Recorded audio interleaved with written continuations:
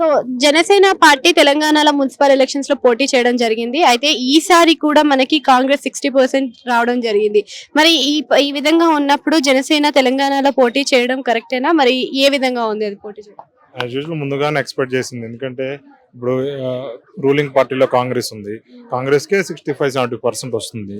ఒక 20-25% బీఆర్ఎస్ రాసం, ఓ 10% బీజేపీకి వస్తాయని మనం ఎక్స్పెక్ట్ చేస్తాం. దాని తగ్గట్టుగానే ఓ 5% అటు ఇటుగా వచ్చినాయి. ఈ జనసేన రావటమే అన్ఎక్స్పెక్టెడ్గా వచ్చింది. అంటే జనసేనకి ఇక్కడ తెలంగాణలో అంత ప్రభావం లేదు. ఫస్ట్ ఆఫ్ ఆల్ ఏంటంటే తెలంగాణ ప్రజలు ఒక ప్రాంతీయవాదం, అంటే పవన్ కళ్యాణ్ ఆంధ్ర ప్రాంత వ్యక్తి అని క్లియర్ కట్ గా ముద్రేసి పడేశారు. కాబట్టి అంత ఈజీగా పవన్ కళ్యాణ్ ని ఇక్కడ ఫ్యాన్స్ అయితే ఉంటారు కానీ సినీ అభిమానం అయితే ఉంది కానీ ఇక్కడ ఓట్లు వచ్చి అడుగుదామంటే మాత్రం ఇక్కడ పవన్ కళ్యాణ్ ఇక్కడ నమ్మే పరిస్థితి లేదు. ఇంకా చెప్పాలంటే అది ఆంధ్రాలోనే గ్రౌండ్ లెవెల్లో పవన్ కళ్యాణ్ పార్టీ అంత బలంగా లేదు. అక్కడ గ్రౌండ్ లెవెల్లో సరైన క్యాండిడేట్స్ లేరు అన్ని నియోజకవర్గాల్లో. అటువంటి వ్యక్తి ఇక్కడ తెలంగాణలో వచ్చి ఏదో చేద్దామంటే మాత్రం కుదరదు.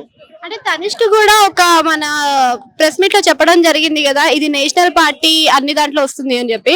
మరి పార్లమెంట్ లో చూసుకుంటే అట్లీస్ట్ 6 అనేది మనకి చాలా ఇంపార్టెంట్ అన్నమాట, కేంద్రం అనేది.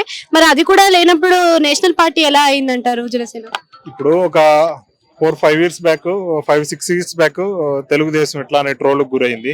అంటే నేను జాతీయ పార్టీ, తెలుగుదేశం జాతీయ పార్టీ, నారా చంద్రబాబు నాయుడు జాతీయ పార్టీ అధ్యక్షుడు అని చెప్పి స్వయం ప్రకటనగా లోకేష్ గాని వీళ్ళందరూ ప్రకటించగా అప్పుడు వైసీపీ వాళ్ళు కావచ్చు, అదర్ పార్టీ వాళ్ళు కావచ్చు బాగా ట్రోల్ చేశారు.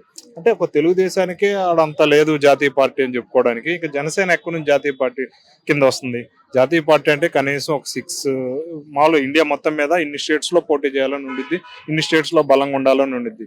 ఎక్కడ అసలు తెలుగు రాష్ట్రాల్లోనే కాదు, తెలుగు రాష్ట్రాల్లో ఆంధ్రప్రదేశ్ దాటితే తెలంగాణలోనే అంత దిక్కు లేకపోతే జాతీయ పార్టీ ఎలా అవుతుందో అనేది ఈ అవుట్డేటెడ్ అయిన సినీ యాక్టర్స్ సాగర్ కానీ తనీష్ కానీ వీళ్ళందరూ అవుట్డేటెడ్ అయిన వాళ్ళు చెప్పాలి జాతీయ పార్టీ ఎలా అవుతుందో చెప్పాలి. దానికంటూ ఎలక్షన్ కమిషన్ ఒక జారీ చేసిద్ది. అంత ఈజీగా జాతీయ పార్టీ ఏది లేదు కదా.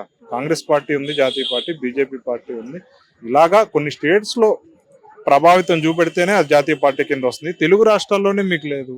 2 తెలుగు రాష్ట్రాల్లోనే బలం లేనప్పుడు జాతీయ పార్టీ కింద ఎలా అవుతుందో చెప్పాలి వాళ్ళు.